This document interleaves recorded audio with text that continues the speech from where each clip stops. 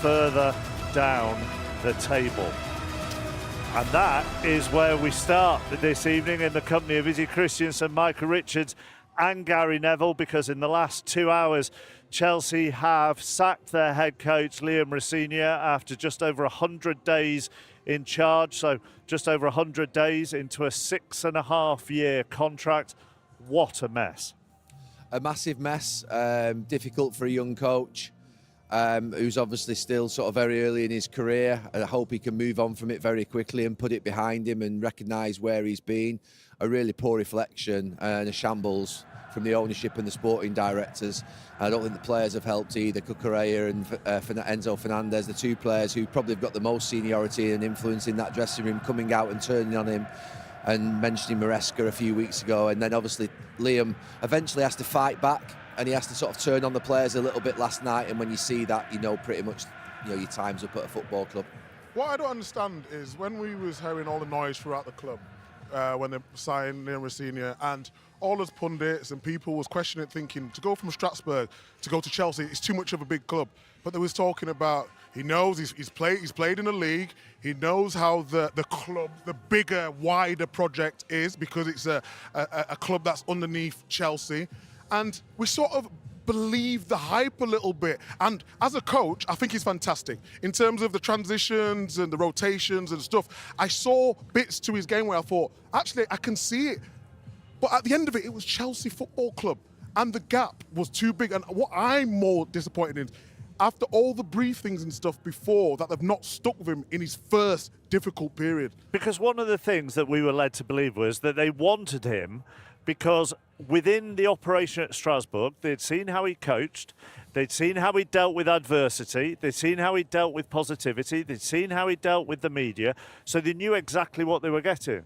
And now they've changed their mind after 100 days. Well, obviously, the results and everything has led to this, but in terms of coming in January, a very busy month in football calendar, it comes in, he's got to hit the ground running straight away. And polar opposite style to Enzo Maresca. I think in terms of what he's asking to do, Micah touched on it there, you're going sort of radical man-to-man marking systems. It's a lot for players to start to understand in a short space of time. And I just think he hasn't managed to connect with the players. But you wish him all the best because, like Gary said, young coach, he's probably got a very bright future. Look at Coventry City and Frank Lampard, young coach, relatively young, and look what he's done at Coventry. He's taken a step in a different direction and been hugely successful. What do you think they want out of the rest of this season? By removing him, are they saying, well, we've got a better chance in the FA Cup semi-final at the weekend? The fear, obviously, I think, is that maybe that it would go from bad to worse and they would get beat by Leeds on Sunday with him in charge. I mean, they may get beat by Leeds anyway, but that with him in charge, there is a good chance they'll get beat, and potentially they might still think they've got an outside chance of finishing in the Champions League, and that the only way to do that is to change. But Chelsea have got no experience of winning in the four key areas of the club: ownership, sporting directors, coach and players. None of them have won. The only people at Chelsea who've won and know how to win are the fans. So the idea of bringing in really young players with the youngest average age in the whole league, a young coach, young sporting directors relative to the experience that you need at a top club in Europe, and a young ownership of 2 or 3 years, they need some experience from somewhere who know how to navigate what would be these types of situations. So does that start with the next head coach? Because Sky Sports News had a graphic on earlier of the previous 6. So you're going from Tuchel to Pochettino to Graham Potter to Lampard to Maresca. When this ownership came in, though, they very much declared that they wanted it to be a young project, and sort of all the players that were brought in are young. They're all on massive lengths of contracts. The coaches that they've brought in are young. All the experience that they had in the club has exited, because I'm not whether they don't like being challenged or whether they genuinely do believe you can win with kids. You can't win everything with kids and with inexperience. You do need some maturity through the club at some point. And that, I suppose, as you're going forward is, are they going to change that? Are the ownership going to change their policy of investing in young players that then gives them a higher sell on, if that's what they need to do? Bearing in mind, there's a lot of hedge fund money there, so it's about making a return. Well, I think they've got what they've got on their side now. The ownership is time, because Callum McFarlane will take over till the end of the season, and that'll give them breathing space to sit down and review what they need to do. And I think that it is a decision that they've made with Saturday in mind. They're still with the chance of winning a trophy this season, which is mad to think, in the context of where they've been all season. But ultimately, I think the players, is where I'd start first. I saw the way they played last night, and I get it tactically, they weren't entirely sure their jobs, and you could see that. But I think you've got to look in the mirror and go, am I doing my best? Am I trying? What's my job? And I'm going to make it as clear as possible to make sure I put a good account of myself on the pitch. I think where it's broke down, especially me watching it, I think the players are talking too much, are not doing their job. Fernandez coming out, Cucurella talking about experiences elsewhere and all that sort of stuff.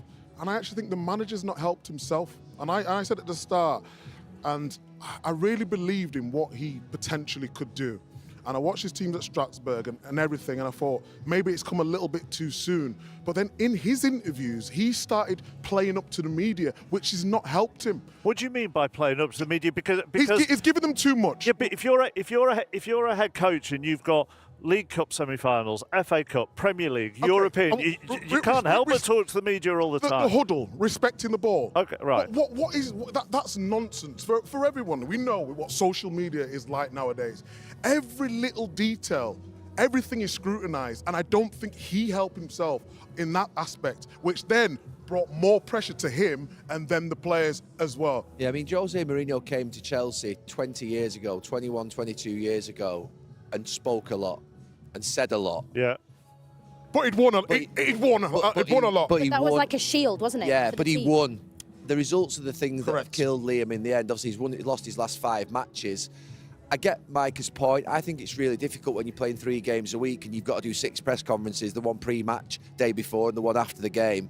And he is, I think, someone who wanted to try and engage. I look, whether it's right or wrong, I get it what you're saying, that some of the things that he said were difficult to listen to, and you thought players might, to be fair, not listen to that type of language. But the reality of it is, I do still think that we all probably knew when this appointment was made and a 6-year contract was given, that this was a big, big jump for Liam to have to make.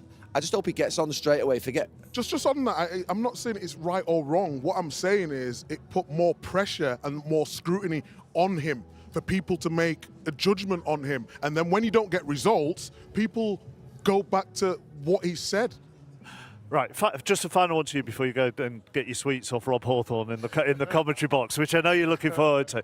The club's statement ended with, "We can now self-reflect about our process." Right? You have executive experience in football clubs. That might be a great line if you're an executive. If you're a fan, you're thinking, what a load of guff, aren't you? Look, I sacked a manager. I sacked a manager 4 games into a season, then sacked another one 4 months later, and I've spoken publicly about I was got it badly wrong. Absolutely disgraceful decision that I made, and disgraceful decisions. And, you know, obviously fans will realise, I mean, they're obviously looking at themselves and recognising they've got this badly wrong. It's a reflection upon the owners and sporting directors more than it is on the young coach that's been appointed.